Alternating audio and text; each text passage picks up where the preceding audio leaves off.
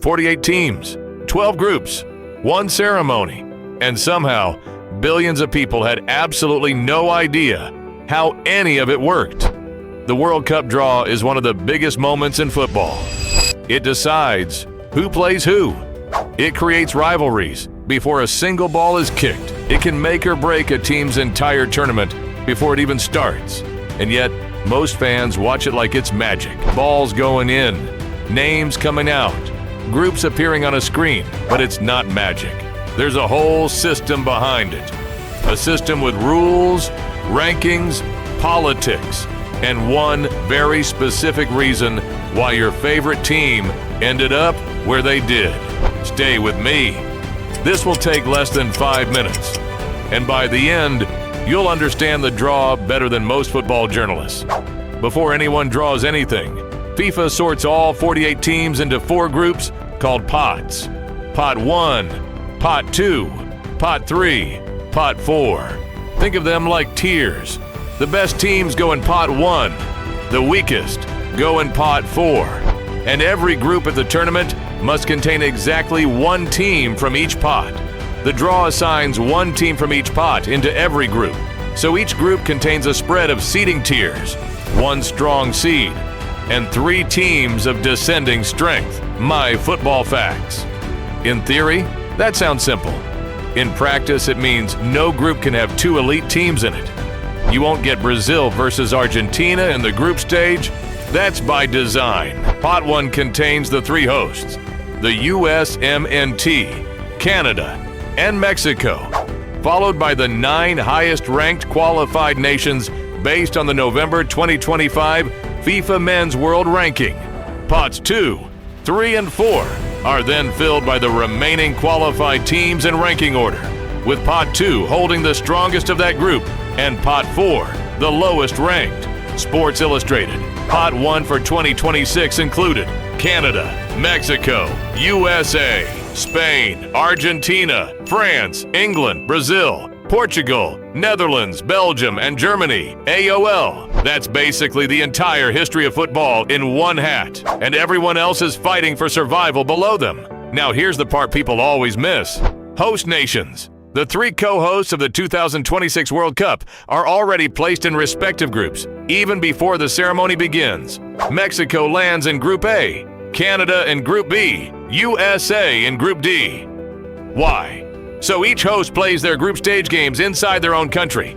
For the USA, the 3 group stage games will be in Los Angeles and Seattle. For Canada, Toronto and Vancouver. For Mexico, Mexico City and Guadalajara. Fox Sports home crowd, home stadiums, home advantage. FIFA made sure of it. You know the type, always has the best seat at their own party. FIFA doesn't just throw teams in randomly. There are restrictions on which teams can even share a group. The big one, you cannot be drawn against a team from your own continent.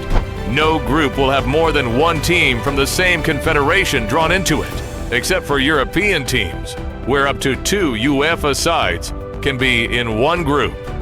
Fox Sports. Why the exception for Europe?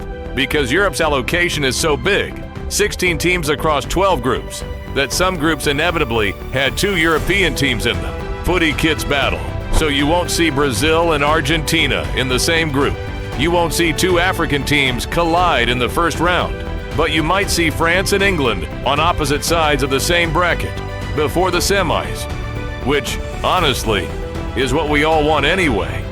6 spots stayed open after the December draw.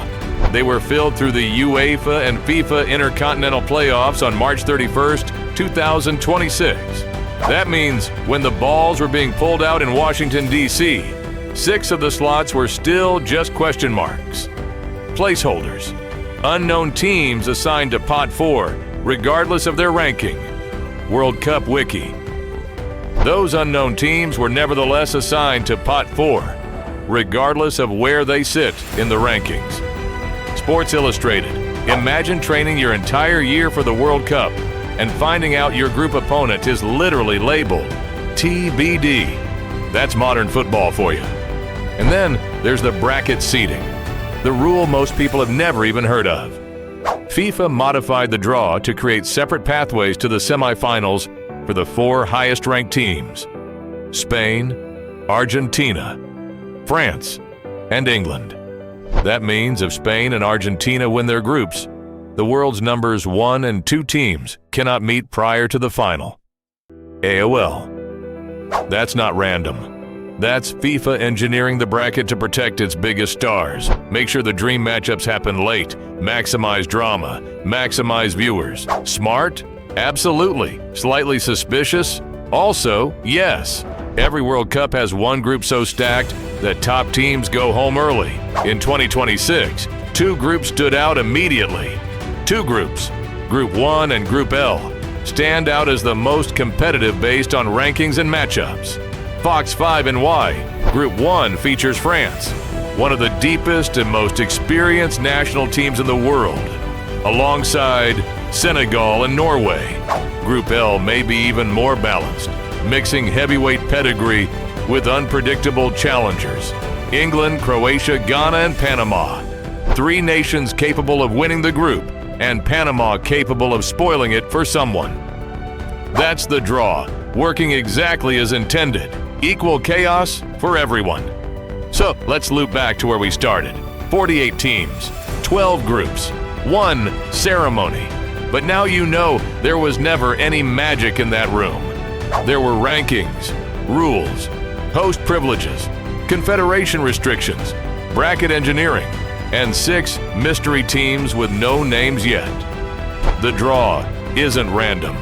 It's controlled chaos. The real question is this: with the most powerful nations in the world deliberately kept apart until the later rounds, who actually wins when the bracket finally forces them together? France versus Argentina, Spain versus England. The system was built to make that happen, and we're about to find out if it delivers.